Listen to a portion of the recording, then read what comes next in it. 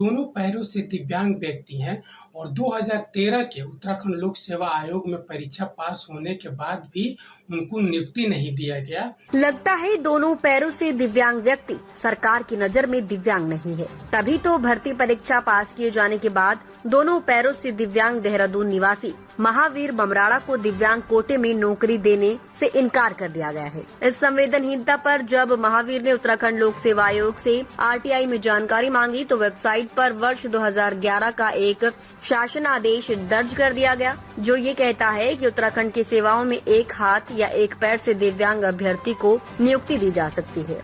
सुनने और देखने की अल्प अक्षमता वाला व्यक्ति भी नियुक्ति प्राप्त कर सकता है, लेकिन दोनों पैरों से दिव्यांग व्यक्ति चाहे कितना भी होनहार क्यों न हो, उसे दिव्यांग कोटे में देने नियुक्ति का प्राविधान नहीं है। दरअसल दिव्यांगता के प्रति सरकार का ये अजब गजब नजरिया तब उजागर हुआ जब उत्तराखंड लोक सेवा आयोग ने शहरी विकास विभाग में कर एवं राजस्व निरीक्षक के पद के लिए परीक्षा वर्ष 2013 में आयोजित की। उसमें चलन शक्ति में असमर्थ, अल्प रूप से देखने और सुनने में अक्षम अभ्यर्थियों के लिए 1% आरक्षण तय किया गया। दिलचस्प ये है कि इसी के अंतर्गत आयोग ने दोनों पैरों से दिव्यांग महावीर बमराड़ा को परीक्षा में बैठने दिया, फिर साक्षात्कार के बाद उन्हें पास भी कर दिया गया। हालांकि जब नियुक्ति देने की बारी आई तो दिव्यांग अभ्यर्थी बमराड़ा को अयोग्य घोषित कर दिया गया। आयोग के रवैये से क्षुब्ध होकर महावीर ने हाई कोर्ट का दरवाजा खटखटाया। वर्ष 2018 में एकल पीठ ने महावीर बमराड़ा को नौकरी देने का आदेश दिया, जिसके विरुद्ध सरकार ने डबल बेंच में अपील की,